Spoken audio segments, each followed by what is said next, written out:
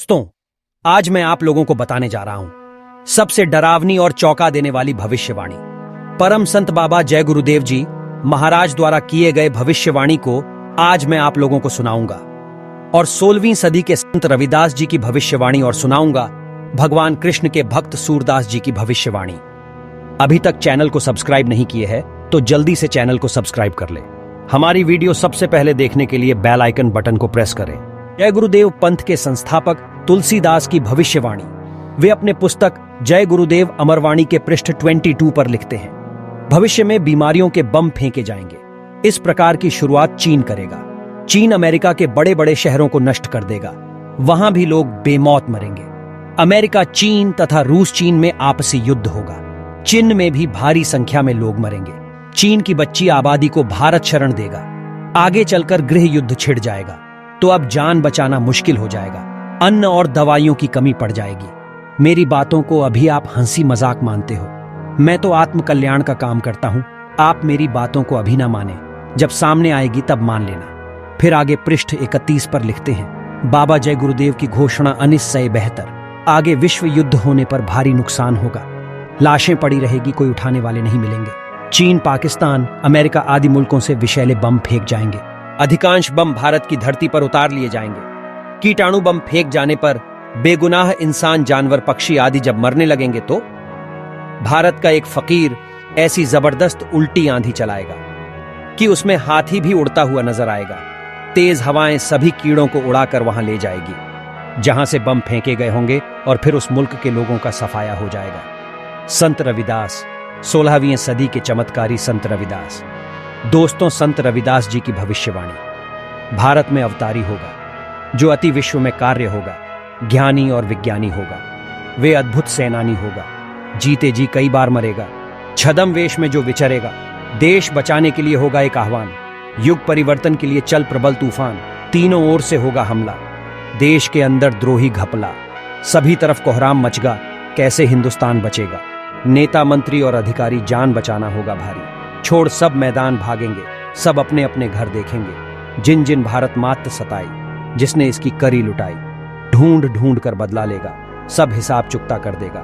चीन अरब की दूरी बनेगी, विध्वंसक ताकतवर भरेगी। सभी तरफ संगीत लड़ाई, घाटे में होंगे ईसाई। इटली में कोहराम मचेगा, लंदन सागर में डूबेगा।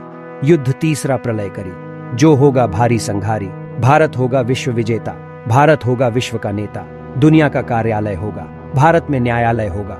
तब सतयुग दर्शन आएगा, संत राज सुख बरसाएगा। सहस्त्र वर्ष तक सतयुग लगे, विश्व गुरु वन भारत जागे। भगवान कृष्ण के भक्त सूरदास जी की भविष्यवाणी। 1540 ईस्वी में जन्मे संत सूरदास। रे मन धीरज क्यों न धरे, संवत 2000 के ऊपर ऐसा जोग परे। पूरब पश्चिम उत्तर दक्षिण चाहू दिशा कल फिरे। अकाल मृत्यु जग माही व्यापे, प्रजा बहुत मारे। स्वर्ण फूल बन पृथ्वी फूले, धर्म की बेल बढ़े। सहस्त्र वर्ष तक सतयुग व्यापे, सुख की दया फिरे। काल जाल से वही बचेगा जो गुरु का ध्यान धरे। सूरदास यह हरि की लीला टारे न टरे। यहाँ पर सूरदास जी साफ साफ शब्दों में कहते हैं कि काल जाल से वही बचेगा जो गुरु का ध्यान धरे। सूरदास यह हरि की लीला टारे न टरे। परम संत बाबा जय गुरुदेव जी महाराज लगातार कहते आ रहे हैं कि परिवर्तन निश्चित होगा, लेकिन कब और कैसे होगा, आइए जानते हैं इस वीडियो में। परिवर्तन का समय निश्चित है और उसी का इंतजार हो रहा है। अपील के स्वर में बाबा जी ने कहा कि लोग शाकाहारी हो जाएं तो अच्छा है, वरना अशुद्ध आहार के दुष्परिणाम भोगने पड़ेंगे। दोनों भवों के पीछे जीवात्मा का घाट है।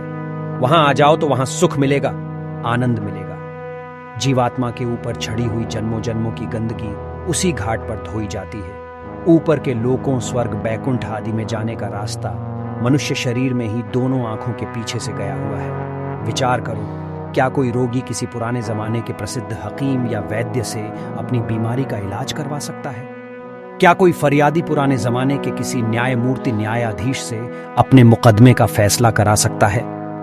क्या कोई स्त्री किसी पुराने जमाने के शूरवीर से ब्याह करके संतान उत्पन्न कर सकती है? कदापि नहीं। अगर यह बातें संभव नहीं तो कोई परमार्थ अभिलाषाई किसी गुजरे महात्मा का आश्रय लेकर परमात्मा में लीन कैसे हो सकता है? संत महात्मा अपने अपने जमाने में दुनिया में आए। जिन्होंने उनकी शरण ली, उन्हें जन्म मरण से, आवागमन से मुक्त किया। समय पूरा होने पर सांसारिक शरीर को त्याग दिया और परमात्मा में समा गए, परंतु संसार छोड़ने से पहले अपना आध्यात्मिक काम दूसरे महात्मा को सौंप गए। यह प्रकृति का नियम है, कुदरती वसूल है कि मनुष्य मनुष्य को समझाता है। परमात्मा इस स्थूल देश में अमर जीवन प्राप्त सद्गुरु द्वारा ही काम करता है। कुछ लोगों को ख्याल है कि पिछले महात्मा अब भी आध्यात्मिक मंडलों में विद्यमान हैं और हमारी सहायता कर सकते हैं। यदि किसी पिछले महात्मा को आध्यात्मिक काम करना भी हो तो वह प्रकृति नियम का पालन करते हुए, जिसके अनुसार मनुष्य को केवल मनुष्य ही समझा सकता है, किसी जीवित महापुरुष द्वारा ही करेगा।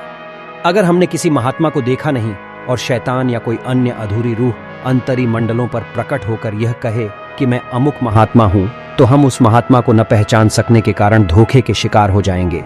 अगर पिछले महात्मा हमारे पथ प्रदर्शक हो सकते हैं और समय के गुरु की आवश्यकता नहीं, ऐसी हालत में सवाल यह पैदा होता है कि पुराने जमाने में गुरु की जरूरत क्यों थी।